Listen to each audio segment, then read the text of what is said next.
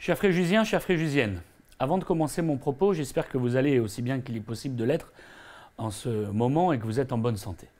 La période de confinement qui s'est ouverte le 30 octobre dernier a modifié notre quotidien et je pense en premier lieu aux personnes vulnérables, aux soignants et bien sûr aux acteurs économiques.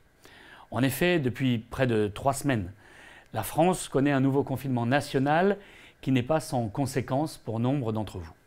Conscient de l'impact que cette crise peut avoir sur votre quotidien, j'ai décidé de prendre des mesures qui vous permettront de faire face à cette situation éminemment délicate. Comme au printemps dernier, nous sommes pleinement mobilisés pour y répondre efficacement. Le soutien aux plus fragiles reste bien entendu une priorité essentielle. C'est pourquoi nous avons mis en place un système de livraison à domicile spécifiquement dédié aux personnes âgées, en perte d'autonomie, aux femmes enceintes ou encore au personnel soignant. Ce système consiste à passer commande dans les commerces de proximité fréjusiens et de se faire livrer à domicile. Ce service est opérationnel depuis le 10 novembre et fonctionne du lundi au vendredi de 8 h à 14 h. Il vient compléter ceux déjà proposés par le CCAS pour quelques 400 bénéficiaires entre portage de repas à domicile, l'aide ménagère et les tournées en minibus pour les personnes ne disposant pas de moyens de locomotion. Par ailleurs, et afin de soutenir les plus démunis, j'ai souhaité une mise à l'abri des personnes sans domicile fixe. Nous avons donc ouvert un lieu d'accueil de nuit pour SDF sur la base nature via le centre communal d'action sociale. Un petit déjeuner leur est servi tous les matins ainsi qu'un repas chaud le soir par l'association Les Amis de Paola. Si vous connaissez des gens dans une situation difficile, n'hésitez pas à les signaler au CCAS. Le CCAS appelle systématiquement tous les seniors isolés identifiés pour maintenir le contact avec eux en cette période délicate. Dans ce contexte de crise sanitaire, les colis de Noël seront livrés aux aînés à domicile à partir du 8 décembre. Un élu, accompagné d'un agent de la ville, viendront à votre rencontre. Continuer à recevoir les usagers est primordial à mes yeux. Pour cela, leur sécurité sanitaire doit être assurée. C'est pourquoi la ville a fait poser en mairie principale des films antimicrobiens sur les surfaces les plus susceptibles d'être touchées. Sur le plan économique, la ville de Fréjus est aux côtés des entreprises. Pour renforcer les dispositifs de soutien à l'économie locale, la cellule d'appui qui leur est dédiée a donc été réactivée. Elle a vocation à entreprendre les actions qui permettront aux commerçants et aux entrepreneurs du bassin économique fréjusien de rebondir. Et comme lors du premier confinement, je proposerai au prochain conseil municipal, à la fin de ce mois, une exonération des redevances d'occupation du domaine public sur les mois de novembre et décembre pour tous les commerces fermés du fait du confinement, ainsi que des loyers des locaux municipaux pour les artisans d'art et les associations qui ont dû cesser leur activité.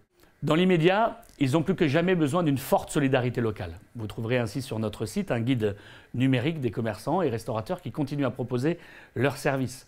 Vente à emporter, click and collect, livraison ou encore drive, mobilisons-nous pour sauver le commerce de proximité.